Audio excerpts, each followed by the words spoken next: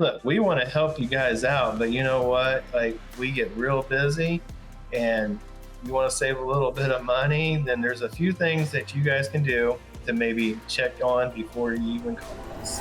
Never fear, All Pro is here.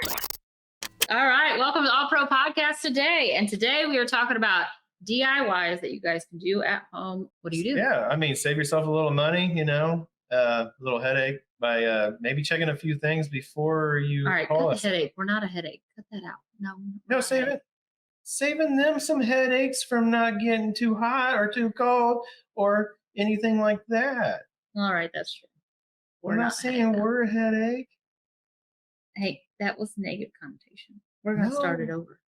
Start it over. No. Or cut that whole section. No. Maybe. I don't know. All I know is I'm saying the headaches of having to wait for somebody to come out to fix something that is easy and simple enough that they could probably do themselves. Valid. True. Cool. Okay. True. Yeah, it is kind of boring for the technicians to diagnose really easy things. They kind of like that. Oh, yeah. Techie. Well, not, yeah. You want to find a problem. No, we want to help you guys out, but you know what? Like, we get real busy and you want to save a little bit of money, then there's a few things that you guys can do to maybe check on before you even call us. So we're going to go through some of those things. We are going to go through some of those things. Yeah. So our I call it a mini check because it's not a full check. Not a full check? Not a full check, but it's a mini check. But these are things that you can do that are very simple and things that I've guided through people on the phone, especially during those high peak seasons, to help them get their system running until we can get out there to do a full diagnosis. But it was simple stuff, actually. It was really simple. There's a lot of real simple things that you can actually do. So this is a good segment for us because you got, Katie over here who she's done she answers a lot of the phone calls. So she gets some of those questions, and then you got me who's been out in the field and I get asked other questions when I get there. Yep. And I see things that, like maybe this could have been prevented before we even got there. So easy. Okay. So what is the one thing that you've seen when people go, my thermostat is blank? What is one of the things that you see that they can check? That they can check. Two things that I can think of that they could check is making sure the power is on to the unit, especially a furnace, because usually there's little light switches right next to the furnace, and they're about the height of a 6-year-old. And it's funny, but I've gone out on a few calls where they've gone into a laundry room, and little kids, they like to mess with whatever they can touch. It looks like a light switch. It's something they can flip. They're probably going, where's the light? Yeah. Well, you got to think a lot of their toys are switches and things like that. Like, ooh, look at this. I'll just turn it up and down. And they turn it off, and I'll go out there and we just flip it right back on. Now, if we do end up doing that, what we normally do is we'll go ahead and do a check through the whole system, of course, but make sure the power is on, because that could save you some money and some heartache of having to wait for somebody to come out there, True.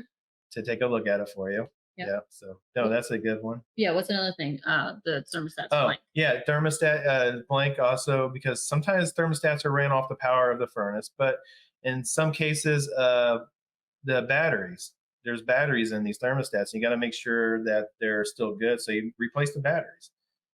See if it comes back on. That's simple. I could do it. Yeah. You take the face. You just take the face off, or you just pop the face off. Yeah. Sometimes, sometimes there's a little thing on the side of the thermostat. You push it and it pops out, and the batteries come out of the side. You put a screwdriver or something in there type thing? No. You just use your finger and. Oh, okay. You just use your finger. Don't use a screwdriver. No. Don't do that. You might hit something else. Yeah. Yeah, don't do that. Most of the time, though, you can just take the front of it off, pull it off there. Try not to pull it off the wall completely. Just the front of it, and then replace the batteries. And that's why he's the technical guy. I got one. Change the filter.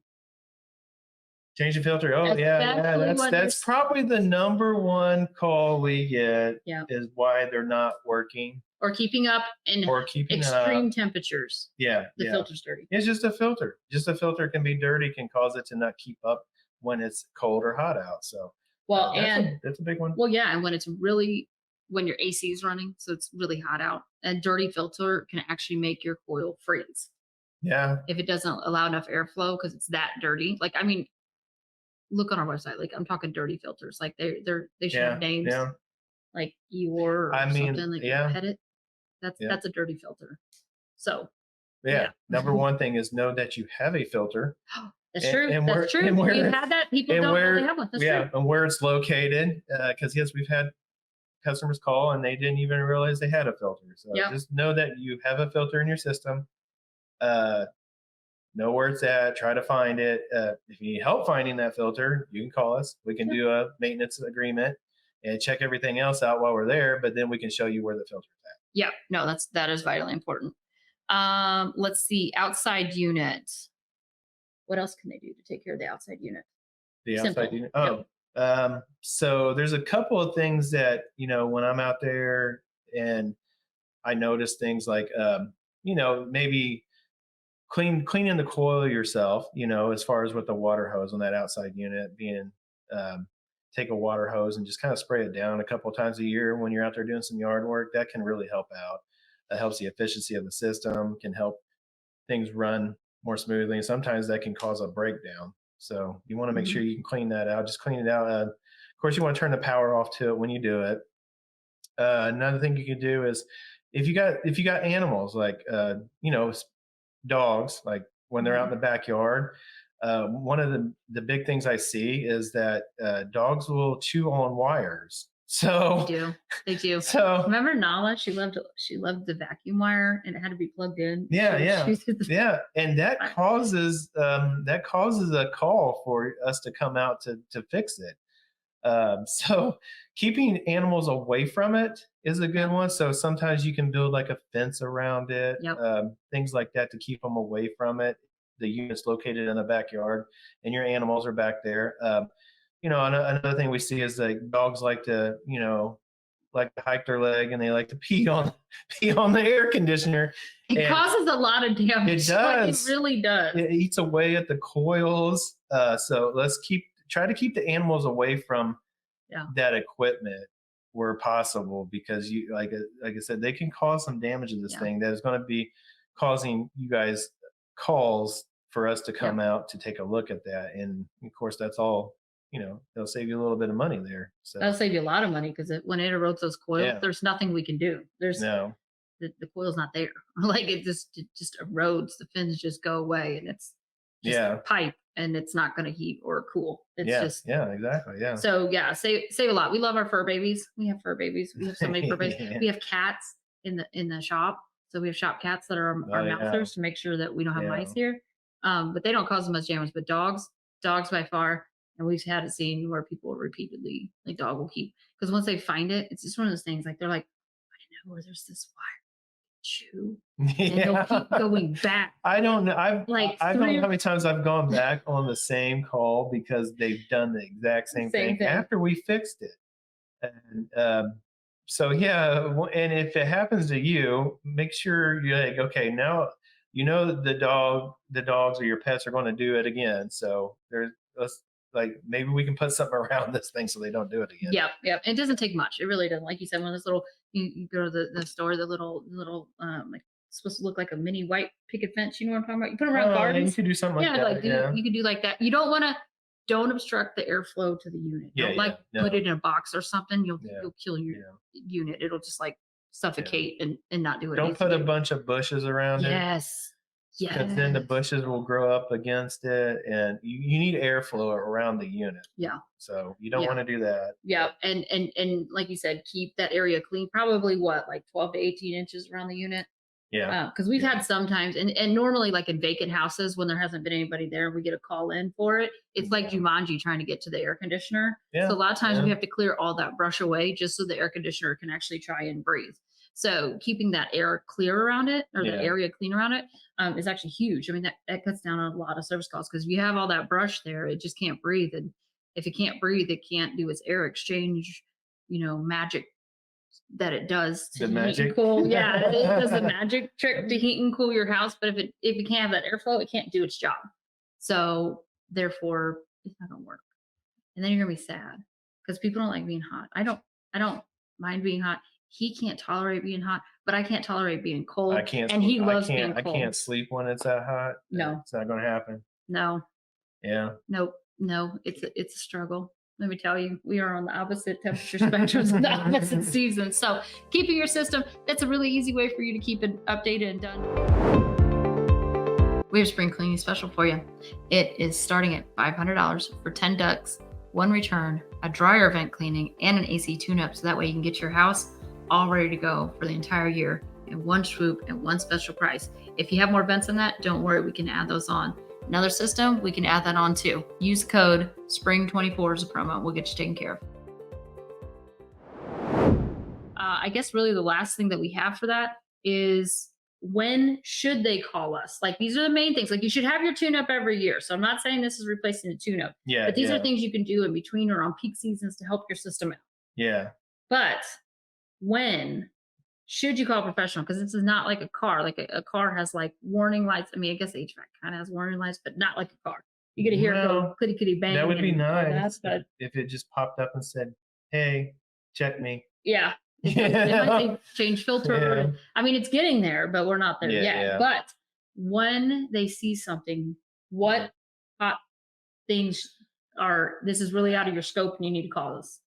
Probably if you're hearing some funny noises that you never heard before, like something a little odd, like you might hear some clanking or something. That could be something that it might still be running, but that might be something that's getting ready to cause some damage. Didn't somebody say it sounded like an airplane taking off when the motor outside was? You'll know. It's loud. Yeah, if you're hearing something like that, that could be a big problem. So when you hear something like that, I would go ahead and turn off that system completely, because there's no point in running it.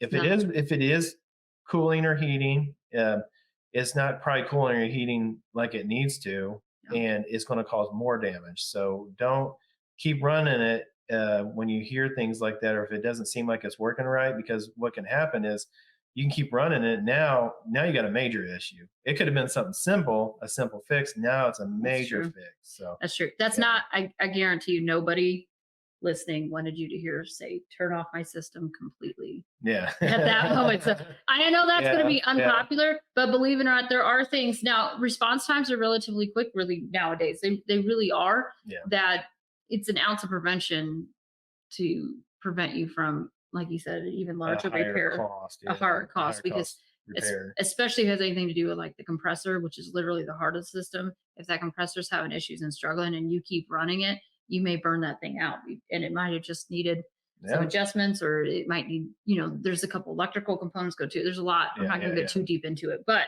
start doing that. Do yourself a favor and turn it off. Or if you have a heat pump, as a side note, turn it to emergency heat, which will let the outside unit stop running, but you'll still have heat on the inside. So you're not stuck without. Yeah. If that unit is a frozen block of ice out there, just turn the thing off, because it's not doing you any good running it. It's your energy bills. You're just wasting energy. It's still going to be high, Yeah. But it's going to cause a lot of damage to that unit out there, which is going to cost you more money. So just shut the thing off. Yep. So. Let's see, what else? What would be something else? High electric bill. Yeah. So that would be, So if something else that, there's not much you can do to fix that yourself, other than maybe if it's a dirty filter. But if you're seeing a high electric bill, you probably want to go ahead and give us a call, because there's probably something going on that you're not seeing that we can check for. And it's going to save you, it's going to save you a lot of money and headache, because something's probably about to go out on the thing. That's why you're getting that high bill, or something probably needs fixed on it. So there's not, I wouldn't keep running it thinking, oh, it's just going to get better.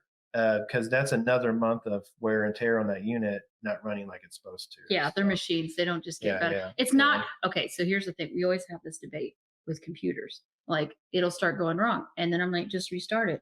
And he goes, why do you restart it? I was like, that's just how the computer works. That's not how HVAC systems work. So they are machines, but restarting it normally with the HVAC system, is not going to fix it. So that's the thing. You can turn it off and back on, and it might restart it, and it might run and it might run, right? It might Yeah. run for a little bit, but I guarantee you it's going to happen again. Yeah. So make sure you get that And- call in. And you might as well get that call in while it's still working for you, because it's going to happen again. So why not get it taken care of now and not wait till it completely goes out, and then it could cause, like I say, it could cause more damage. Yeah. And now you're waiting for somebody instead of, like, I knew something was wrong with it, but I restarted it and it seemed to be okay. I would get it checked out. I would Mhm. not just say, okay, well, it's working now. Yeah, So there's yeah. probably something going on with Okay. it. It's working intermittently, that maybe it caused it to go out just then and there. And now for some reason it's working again, but eventually it's going to do it again.